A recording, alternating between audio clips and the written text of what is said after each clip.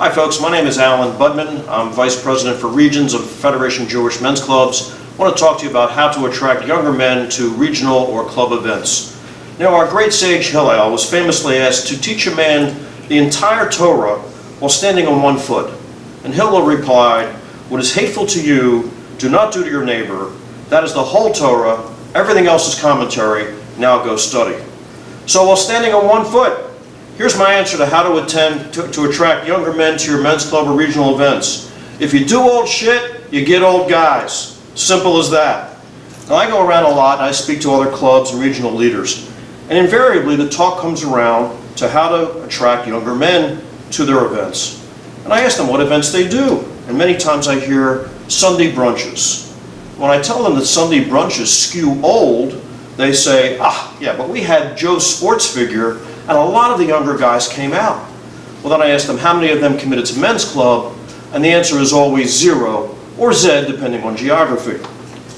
Then I hear, well, we did a family style event that would attract younger guys, but they didn't come to that either. I explain to them that the younger men are not anxious to go to an event that's run by what they consider to be old people or old-fashioned people, and they think that it might be uninteresting to them. It's not enough to run a younger event or something that would normally attract a younger man.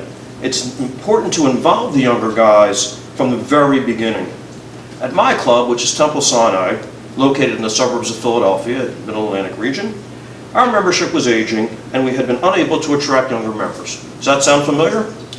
We tried the same idea spoken of above without success. Then we went to our rabbi and asked him to recommend a few younger men who might have shown an interest in the shul. The rabbi recommended that we speak to a couple of guys, and we did in a coffee shop. They had absolutely no interest in men's club, seeing it as a bunch of old guys. So instead we asked them, hypothetically, if you ran the men's club, what would you do? And they thought about it and they said, we'd like to talk to our other friends and get back to you. So we set up an appointment for 2 weeks. And we came back in 2 weeks, and they said at the second meeting that they had met with their friends, and they came up with an idea. And the idea was a daddy-daughter dance. We had no idea what that was. They explained to us it's a formal dance for men and their daughters age 8 to 12. Well, after much discussion, they agreed to run that event, and we agreed to do absolutely nothing unless they asked us for our help. They formed a committee of about a dozen guys aged 37 to 45 and planned a spectacular event, drawing 125 couples with men in tuxedos, girls in gowns. They had a great time. The established men's club guys did nothing except provide the food only when asked. So it was their program from start to finish. After that was over, big success, everybody was happy. We said, what else would you like to do? And they said, well, we want a pub night. I said, well, what's a pub night?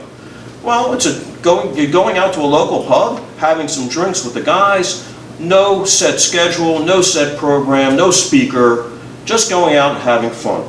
We said, go for it. And again, they did it. Dozens of guys turned out, both young and old, I might add. Very successful, had a great time. Now at that point, they were happy to become a part of the men's club. And they joined, and in fact, the original daddy-daughter committee eventually became the executive committee of our club. Our last 4 presidents have all been under age 45, so it has definitely worked. Since they have taken over the club leadership, they have started serving bagels and coffee to dads when they drop off their children for Sunday school. That's attracted a lot of new members, a lot of interest. They started Olympics. Olympics is basically silly games that a dad and child can play together, and they had a lot of fun, gave out some prizes, had a ball.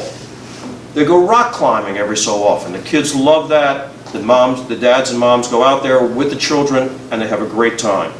They do monthly bike rides. Again, the kids are involved, the young dads are involved. They sponsored a wing bowl. The idea was, who can eat the most wings in the shortest period of time? Had a great time, got a really nice response. And many other activities. And they've also continued many of our established practices such as K-Ruv, hearing men's voices, steak and scotch in the sukkah, at Men's Club Shabbat, Worldwide Rap, etc. So ask yourself, what has my club tried? Can I look for a couple of younger guys to come up with their own ideas and run with it? Do they know other men that might help them? Can the rabbi help?